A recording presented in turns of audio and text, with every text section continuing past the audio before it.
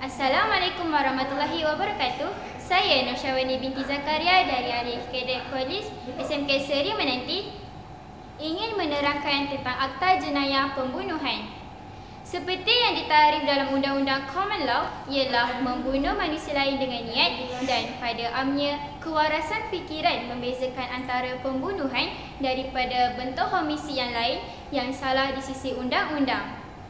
Dalam setiap jurisdiksi, sama ada lama atau moden, pembunuhan dianggap sebagai jenayah serius yang akan dikenakan hukuman yang berat.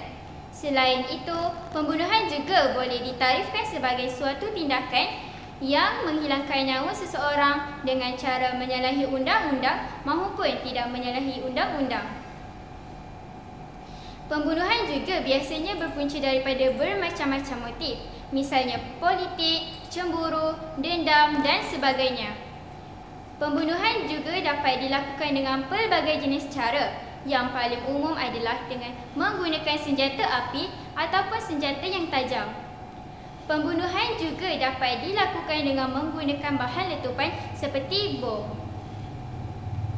Dalam sistem perundangan di Malaysia, seseorang itu akan melalui beberapa peringkat perbicaraan terlebih dahulu sebelum hukuman mati dilaksanakan. Peringkat pertama ialah hukuman oleh Mahkamah Tinggi, diikuti Mahkamah Rayuan dan terakhir sekali oleh Mahkamah Persekutuan.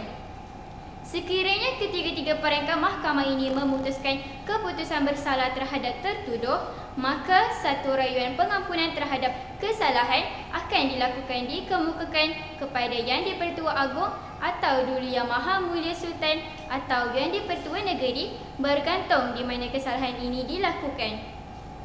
Keputusan yang diputuskan ini adalah dianggap muktamad dan sekiranya hukuman itu dikekalkan, maka mahkamah akan memerintahkan supaya Jabatan Penjara menjalankan hukuman gantung sampai mati kepada pesalah.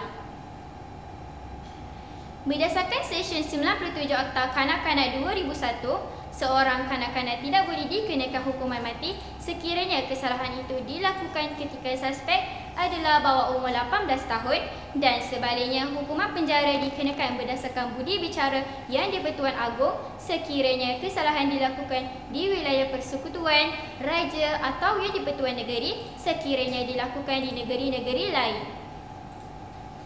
Sebagai contoh di Hulu Terengganu, polis menahan seorang remaja wanita berusia 19 tahun bagi membantu siasatan kes bunuh Siti Nur Suria 19 di rumah keluarganya di Kampung Lubuk Batu, Telemong.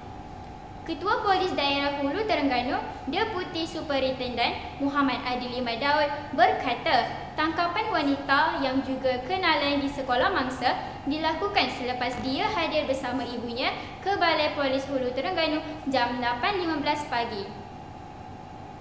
Katanya, susulan penahanan itu, polis menjalankan siasatan di rumah suspek di Kampung Kubang Labu sebelum menemui beberapa barangan yang diambil daripada rumah mangsa termasuk wang tunai dan peralatan solid. Ketika bersembang di ruang tamu, berlaku salah faham yang menimbulkan kemarahan pada suspek sebelum berlaku pergaduhan. Suspek yang masih bersekolah di tingkatan 6 ditahan untuk siasatan mengikut Seksyen 302 Kanun Keseksaan kerana membunuh. Sekian laporan dari saya, Nur Syawani binti Zakaria. Terima kasih.